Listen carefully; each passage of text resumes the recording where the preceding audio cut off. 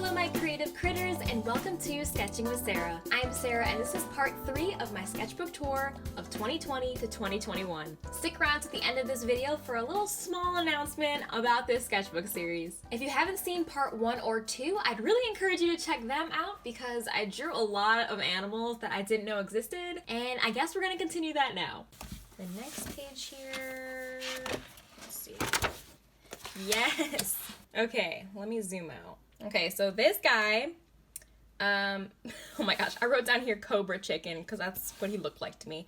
I guess geese are also like cobra chicken, but anyway, they're actually called great crested grebe or grebe. I don't really know. I saw an image of one of these guys. I was just blown away. Again, I'm pretty sure this is the kind of show that they put on for mates and things like that, so I don't think they're like this all the time, but that is just so striking to me. And I don't remember exactly what the coloring were, but I'm sure the colorings are really spectacular as well. So I'll pop an image of this guy here so you can see what I'm talking about. But I was really drawn to like this star kind of shape here next to like these really round shapes. I was just really drawn by it and like the long neck, and I just thought it was so cool and I wanted to draw it. Obviously, as you can see, I drew it. And then it's got like this like fan textures of its feathers up here. It was just so cool, and I'll show another image here just so you can see. I just thought they were so interesting and I really liked him, so I had to draw him. So that's a cobra chicken, I guess, in my eyes. We got yet another bird here. Let me zoom in a little bit. So this is a hooded merganser, I guess. And like I said, I don't think a lot of these are like this all the time. I think it's just like kind of the show they put on for mates. But this was a really interesting shape that they end up creating with their, I guess, feathers in their head, and I thought it was really interesting. It's kind of like a mohawk in a way, but also, I don't know, this kind of reminds me of like a Johnny Bravo kind of thing here, but yeah, I thought that was really interesting. And then such a long beak and just like really bloodshot eyes. I don't know if that's what that is, but like, you know, with the tiny little pupil there. Yeah, he's a little bird I drew on the next page. So let's see what's next. Ah, yes, the cassowary. As you can see, I wrote down there.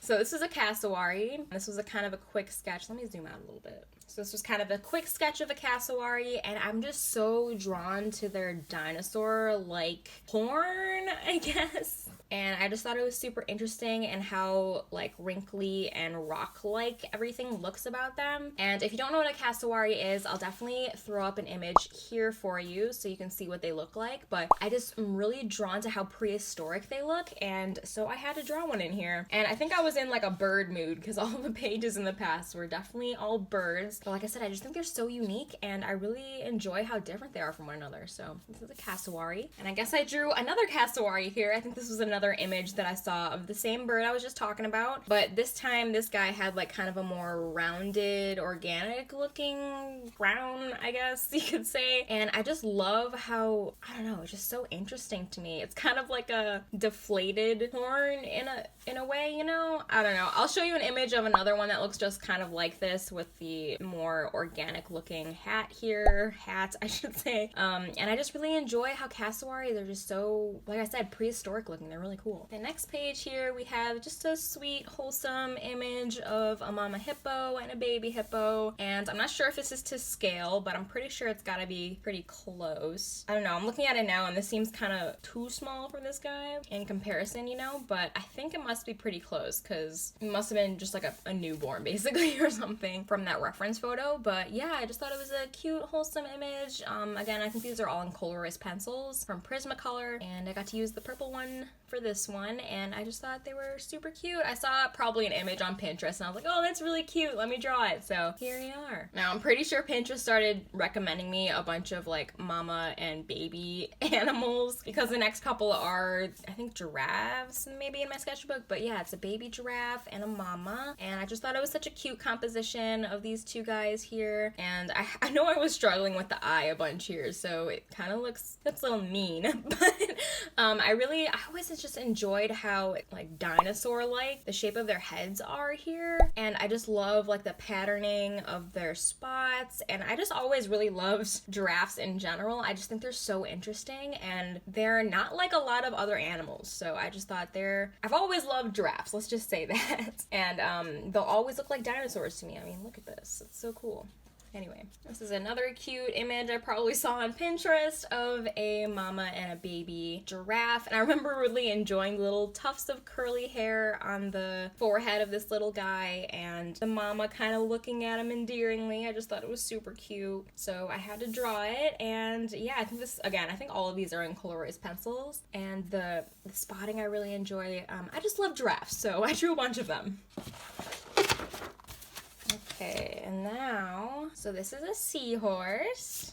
I love seahorses. I just think they're so unique, and like the armor plating that they have and all the spikes that they have. And I mean, look at this face. Like the shapes of their heads are so interesting to me, and I love learning about them too. I might do a video in the future just all about seahorses. I've drawn a lot of seahorses in the past because I have an animal hybrid I enjoy drawing, which is called a sea goose or sea geese. And basically it's a seahorse with a goose head, and I just love them. And I've shown a lot of sketches of those guys in the past for my previous sketchbook tours because I just really enjoy drawing them. So I've been getting the hang of drawing like the bodies of seahorses, and I think the reference photo I found of this one on Pinterest, I was really drawn to the head in particular, and I kind of winged the rest of the body. So I didn't really go into too much detail, but yeah, I was really inspired by this little seahorse guy. Okay. And oh my god, yes! Okay, let me zoom in for you guys.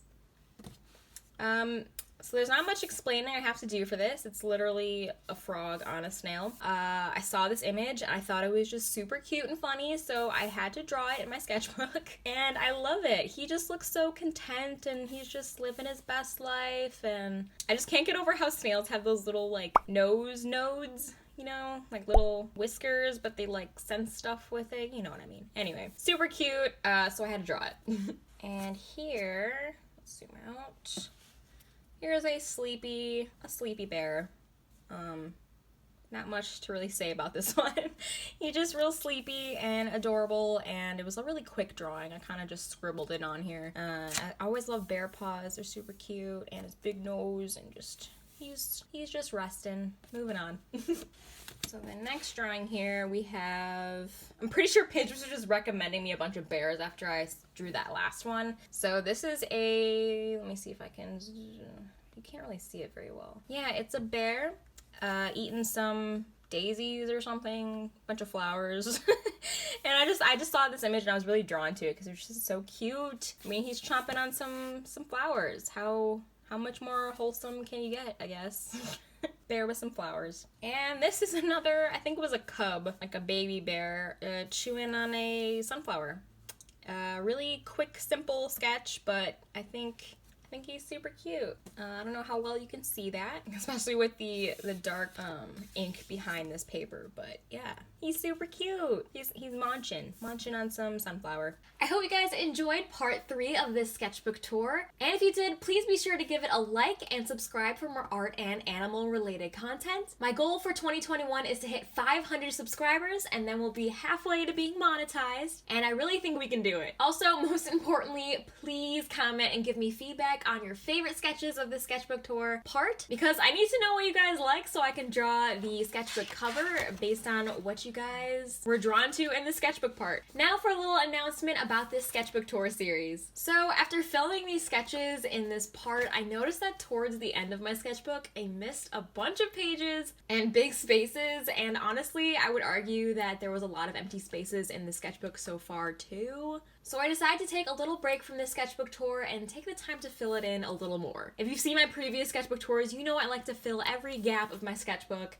Not only not to waste it, but just to make it more full and feel more complete. I'm house sitting a bunch of doggos at the end of April for a week, and I thought it would be the perfect time to just hang out and draw without recording, since I won't have my setup to record, nor would I want to lug my studio lights and everything over there. So since I'm still home for a few weeks, I'm gonna record some more animal sketching sessions and learn more about cool animals with you guys, since I miss doing those, and I'm kind of re-inspired to do more of those after watching the Animal Planet the other night. I'm also so excited to start this 500 prompt sketchbook. I saw Casey Golden here on YouTube has a series doing these prompts, and I love doing prompts to exercise and stretch my imagination. Maybe that's why I love Inktober so much. And I just had to buy this book, and I was so inspired after watching a couple of her videos in that series. And I mustered up the courage to reach out to her and ask her in the DMs if it would be okay if I had a series 2.